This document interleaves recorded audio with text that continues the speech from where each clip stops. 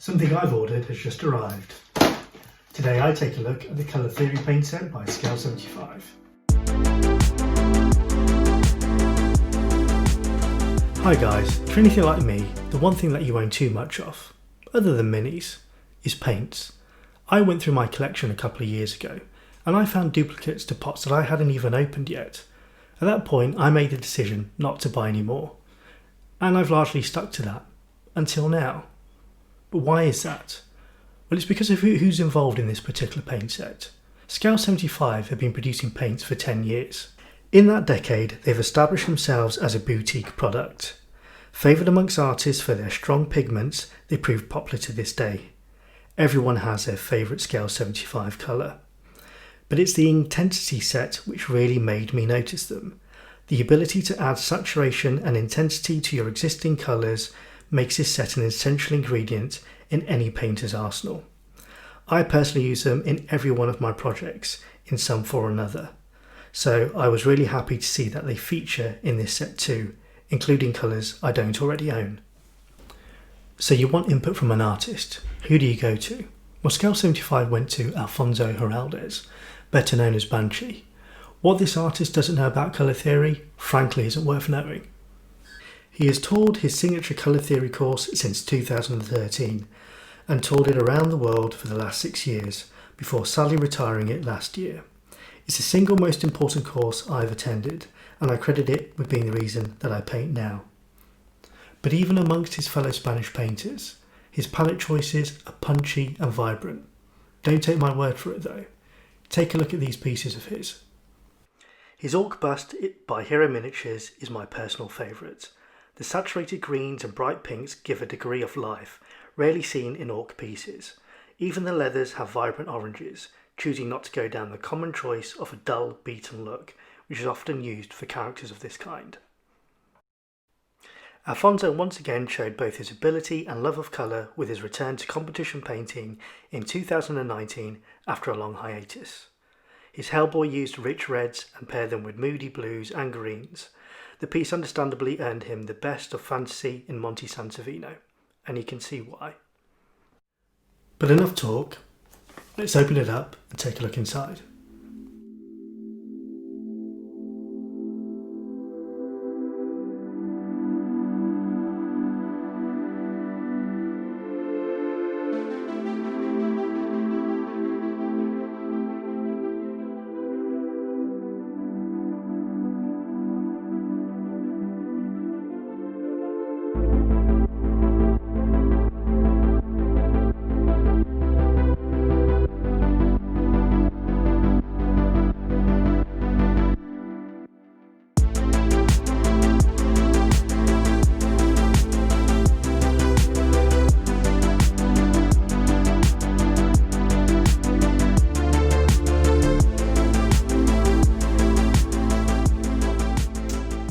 Okay guys, what we've got here now is a more in-depth look at what's inside the box.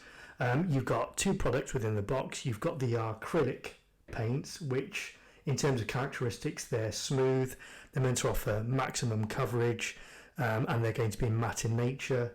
And then the second product you've got is the Inktense range, which are highly pigmented inks. They're going to have greater fluidity in terms of property, and they're typically used in order to pimp up your colours, add them to a mix in order to make that pigment more intense in nature.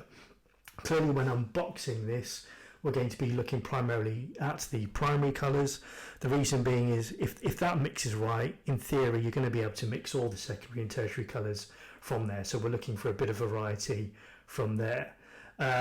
So looking at the first paint within the set, looking at the acrylic paints in particular, the first one we've got is an Inktense yellow. So once again, that's one of your primary colours. In terms of your primary colours, you're looking for your red, blue and yellow in order to make those mixes. So you've got your first yellow there. The second one that's come out is a primary yellow. As it says on the tube, it's a primary colour, and once again it gives you a second option. What you've got here is you've got a slightly warmer yellow and then a colder yellow. So once again, you've already beginning to get nuances there that depending on which one of these ones you add to the mix, you're going to get subtle changes in shade. The next colour is primary blue, relatively cold in nature. The next one out is a cobalt blue, which is once again slightly colder in comparison to that one there. So you've got two blues there. Once again, you're already getting a couple of combinations there, depending on what characteristics you want to use. The next colour out of the box is a turquoise blue. Once again, it is a primary colour, and however it is a lot warmer, as you can see when compared to the two. So you've already got 3 levels of warmth there in terms of your colour, and 2 levels there. So with those being mixed, there's quite a variety of greens that you're already going to be able to make just from those 5 tubes alone. The next one out is the third colour that completes our primary colour trio, which is primary red. So there you've already got all the ingredients now in order to make your secondary colours. Depending on what mixes you use, depends on what kind of colours you come out with. Next one out of the box is a orange. It is already a secondary colour in that sense, so you can use it straight out of the tube, I presume, or you could use it maybe into your primary mixes if you want to give it some more pigmentation or bring out that orange further. The next 2 colours I'm going to pull out together. The reason being is sometimes it can be difficult, even having the right primary colours, to mix a good purple. So it's good to see that there are 2 options here in the sense, in terms of a magenta and a pastel violet, which you can use straight out of the tube without having to mix, or if your mix isn't going the way you would like it. And then the final 2 colours which are important are your 2 colours on the grayscale, which will kind of bring down the pigmentation to something which you may want to use.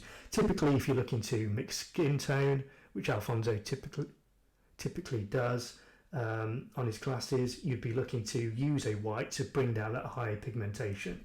Once again, you've got 2 options here. You've got a art white, which is the standard white you'd expect. It's fairly cold in nature, but you've also got a vanilla white, which is slightly warmer in tone. So if you're looking for a warmer skin tone, or you're looking for a warmer feel to it, you've got that option. So it's nice to have 2 options there in relation to that. So they're the primary, they're the acrylic paint colours. So what I'll do now is I'll look at the second half of the box, which is the Inktent set. Okay guys, so now we're on to the second half of the box set, and we're looking at the inks. So the first ink I'm going to look at is the Inktent Cyan. So once again, that's a primary colour there. As you can see probably through the bottle, but obviously the real test will be on the palette, it's a fairly rich, intense blue. So you're going to have a stronger pigmentation, but it's going to have greater fluidity. So once again, that's already opening up options in terms of your mixes with the primaries that you already have in the box, and there's another primary there in ink form. The next primary in ink form is a red. So once again, it gives you those options in terms of you've got one red in the form of an acrylic already in the box. You now have an Inktent, or an ink version of that. I'll stop using the brand name. An ink version of that. After that, you've got 2 greens. You've got the Inktent green. I already have this one. It's one of my favourite colours. It's very rich. It's a beautiful colour when it's added to other mixes and when it's used in its own right. And then there is another one called Inktent Lime, which I haven't used before, but already you can see under the monitor there, or under the screen there, they're very different in nature in terms of character, in terms of the colour, but obviously they both offer high pigmentation. Then the other colour you have is an Inktent Violet. As I said before when looking at the acrylic paints, it's nice to have a ready mixed violet, because sometimes it can be difficult to mix a good purple even if you do have the primary colours. So once again, if you're struggling to make that purple with the primary colours you have, adding some of this is going to add some pigmentation to that and help you arrive at that end result quicker than you probably would do without it. And then you have your 2 colours, or I say not colours, your two grayscale colours that stop the pigmentation in terms of a white and a black. So depending on how you want to move your mix up and down the grayscale, you've got those colours there. Once again, going back to if you're mixing skin tones now, you've got the option of a white in ink version as well as your two acrylic versions in order to make that. So depending on what characteristics you're trying to adopt, be it fluidity and pigmentation or coverage, you now have some options there. And then once again, you've got a color wheel which you can then use in order to guide your mixing if this is the first time that you've done it. So just going to do a quick test now with the paints, guys. What I've got here is the yellow from the Artist Acrylic, a primary blue and a primary red, a standard white acrylic, so they're the acrylic paints I'm trying, and I've got the inks. I've got the Inktense green, Inktense red, Inktense cyan and Inktense lime. And then what I've got here is I've got two lines that are drawn so that you can see the characteristics, how translucent they are, how fluid they are and how thick. So I'm going to start with applying the Scale Artist colours, the acrylics, onto the lines. First is the yellow.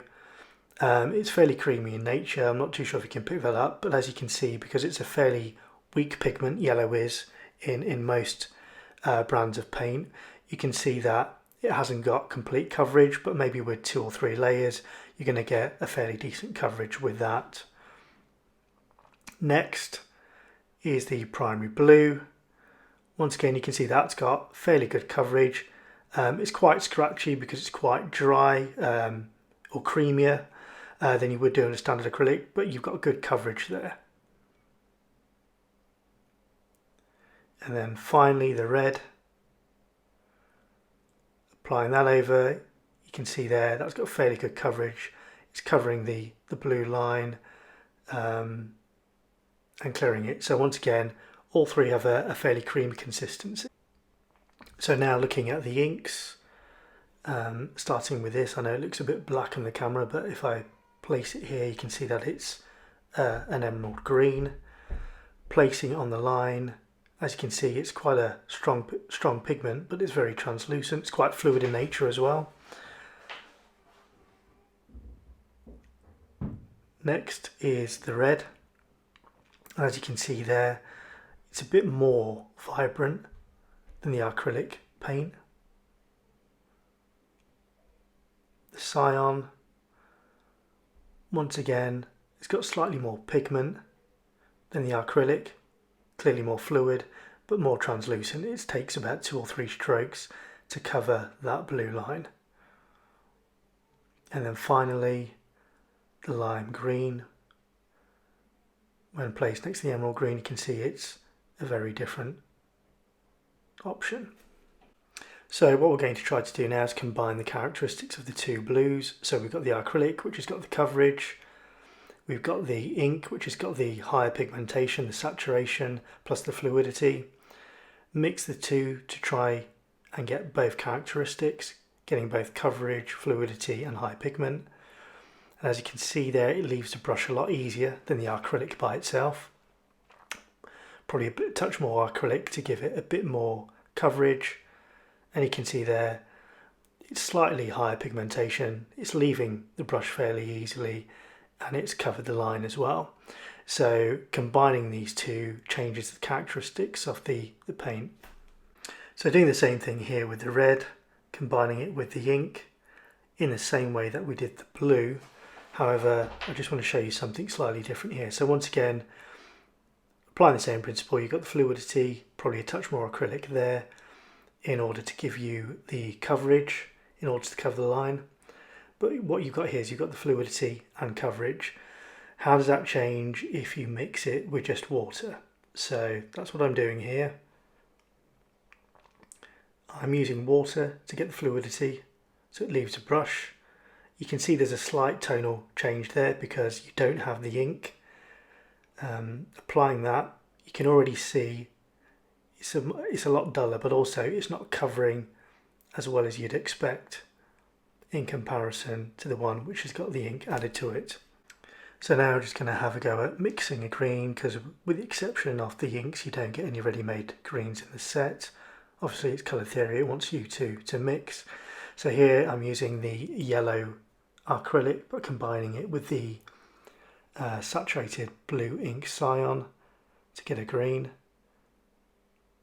So there you can see you've got a green. Coverage isn't brilliant though. Adding the ready-made green ink to the mix in order to increase the saturation and the pigmentation, which it does slightly, but once again you don't have the coverage, so it's a case of adding more acrylic to taste, given that they offer the coverage, and then it's slightly thicker in order to give you the coverage you're looking for, and then it's a case of just playing around with the mix and adding inks in order to increase the saturation of the pigment.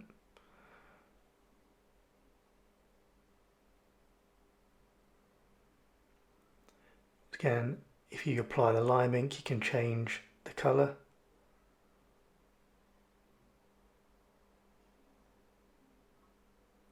More yellow in order to increase the properties of that lime ink.